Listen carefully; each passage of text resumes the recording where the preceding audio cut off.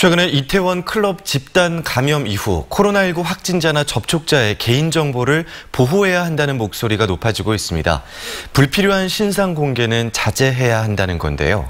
국가인권위원회 광주인권사무소에서는 오늘 재난 상황에서의 인권을 짚어보는 집단회가 열립니다. 개인정보 보호 관련 주제를 맡은 광주인권회의 황범량 간사와 이야기 나눠보겠습니다. 안녕하십니까? 네, 안녕하세요.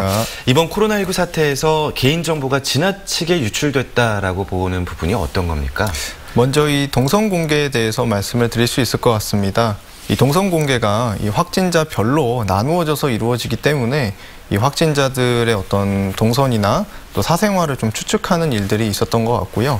또 두 번째로는 이른바 이 자가격리 과정에서 이 자가격리 수칙을 어기지 않은 분들에 대해서까지 좀 일괄적으로 이분들에 대한 위치 추적이 이루어지고 있다는 점에서 어쩔 수 없는 부분도 있겠지만 우리 사회가 이 개인정보 부분에 대해서 다시 한번 좀 살펴봐야 할 부분들이 아니었겠나 이렇게 보고 있습니다. 네, 한편에서는 이 확진자 관련 정보를 공개하는 게 코로나19 확산을 막는 데 도움이 되지 않냐 이런 의견도 있는데요. 어떻게 보십니까?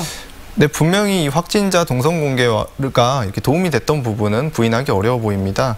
그러나 다른 한편으로 이 개인정보가 무분별하게 유출된다면 이것 자체가 또 하나 이 처벌이 되기 때문에 이것 때문에 이 확진 검사를 받으러 오는 것을 좀 피하게 되는 좀 이런 일들이 일어날 수 있기 때문에 이 성공적인 방역을 위해서라도 이 최소한의 개인정보 보호 장치는 마련돼야 한다라고 말씀드릴 수 있을 것 같습니다. 네, 감염병 상황에서 개인정보 보호와 관련된 어떤 가이드라인 같은 것이 현재 있나요?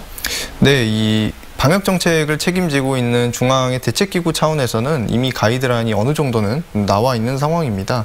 그런데 이 긴급 재난 문자를 발송하는 이 지자체별로 이 과도한 기준을 좀 적용을 한다거나 아니면은 언론 보도를 통해서 이 과도한 개인에 대한 신상 정보가 유출되는 일들이 좀 있고 있습니다. 네, 이 인권 존중과 알 권리 둘 다를 충족하려면 개인 정보가 어떤 식으로 공유돼야 한다고 생각하십니까? 네, 먼저 이 동선 공개 관련해서는 이 공개되는 이유가 이 같은 비슷한 시간이나 비슷한 장소에 있었던 분들이 좀 자진해서 검사를 받게 하는 데 목적이 있다고 볼 수 있는데요. 네. 이 경우에는 사실 장소와 시간 정도만 공개가 되면 되는 것이고 그 밖에 다른 어떤 불필요한 개인의 신상 정보는 최대한 유출이 막아줘야 되는 부분이라고 보고 있습니다. 뭐 그런 측면에서 또 한편 이 과도한 정보가 유출되는 것에 대한 법령적인 개정이 좀 필요하다고 보고 있습니다. 네, 장소와 시간이 알아야 될 필요가 있는 것이지 개인정보라든가 성별, 나이 이런 것들은 필요가 없다. 그런 말씀을 주셨고요. 이외에도 오늘 재난 상황에서 일어나는 여러 인권 침해에 대해서 집단회가 열리는 것으로 알고 있는데요. 그 부분 안내해 주시죠.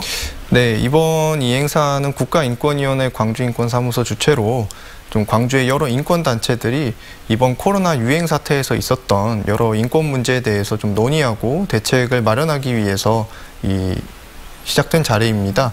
이번 사태에서 사실은 저는 개인정보 문제를 맡았지만 어떤 노동 환경에서의 문제라던가 아니면은 좀 소외되고 있는 장애인 분들의 어떤 문제라던가 또 아동 청소년들의 문제라던가 좀 이런 여러 인권 사각지대의 문제들이 좀 다뤄지는데요.